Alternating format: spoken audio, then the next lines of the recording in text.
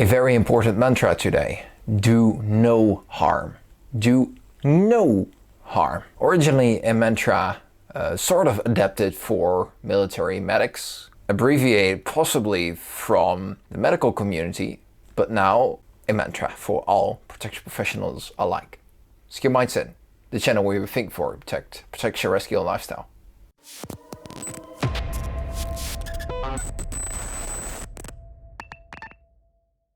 So welcome to Secure Mindset. Thank you very much for listening and watching in from whatever channel and area you're in.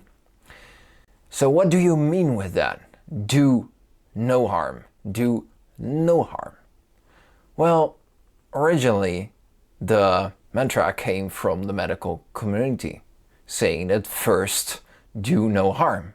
But then it was very likely to be slaughtered off and added on to a military profession. I've tried to do some research, but it's rather hard to where originally the sentence comes from. But there are some patches floating around here and there.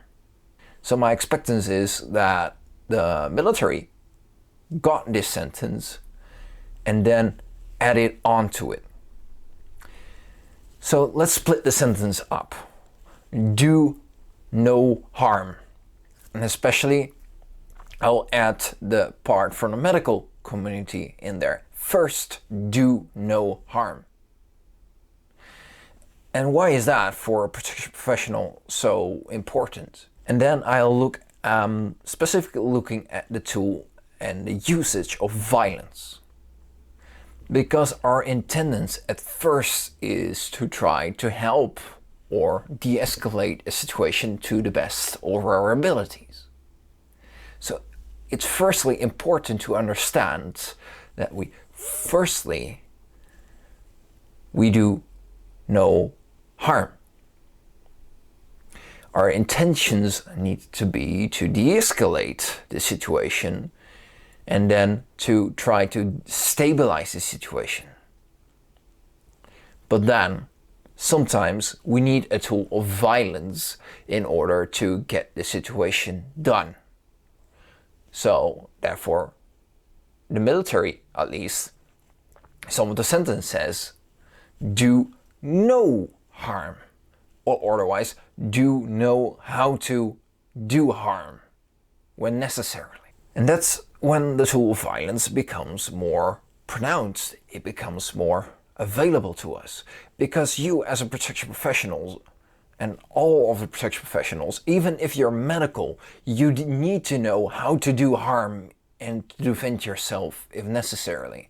And then coming back to firstly do no harm is when we have done the violence part, it's important for you to understand that when the violence part is done, when the tool of violence has done its course, then you will need to apply the do no harm principle back again in order to alleviate and de-escalate the situation for the person to get back on their feet. When looking back at the Geneva Convention, for example, the Geneva Convention, I don't know, I'm not that read upon on the Geneva Convention, it's just from hearing and saying, is that you can't, if you shoot an enemy combatant, then an armed force needs to go in and help that combatant if he's still alive. And why is that? Because the protection professionals are tools of a state, of an environment, and sometimes of a political ideology and an agenda. That's why it's important for protection professionals to know what the underlying agenda is and why they are there. But that's a whole different video. And if you want me to go further on that, leave a like and a comment in the description. But to get back on topic, you'll need to help the person that you just injured as a protection professional. As much as you often don't like it, and I absolutely understand it, because this person just maybe even tried to kill you, but it goes further than just our duty. It's our duty as a protection professional to firstly do no harm, but to do harm when necessary.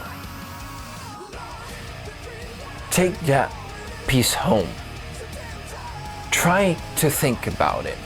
Let it mull through your head. How would you apply this? Let me know. I'm interested. And hope that this will give you some food for thought and helps you to think before you protect. This is Robin for Secure Mindset, Protection, Rescue, and Lifestyle. I'll see you next time.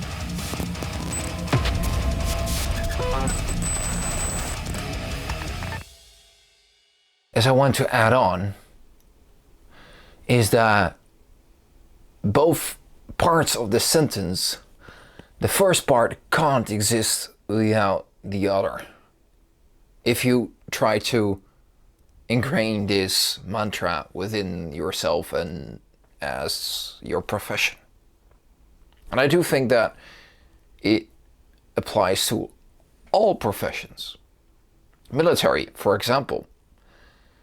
You need to no harm because you need to shoot the enemy combatant.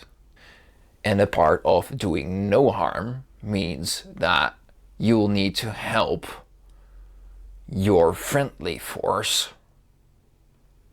and heal them as a medic or a combat lifesaver, or with the best of your abilities. As a police officer, security, or law enforcement, firstly, your intentions need to be to do no harm. But when the situation escalates and you need to apply the tool of violence in order to achieve the goal with the do no harm principle, and then no harm, so with no harm, is to reduce the amount of violence necessarily to achieve the task and the goal that you're trying to achieve. For the medical community, of course, the original sentence is firstly, do no harm. But as one cannot exist without the other, there are procedures. For example, putting a needle in the arm in order to get some fluid in. That you need to do harm before you can save somebody else. But again, with a minimal amount of harm necessarily. And I probably slaughtered it for you medics and medical EMS guys out there. But I'm sure you know what I got and tried to tell you.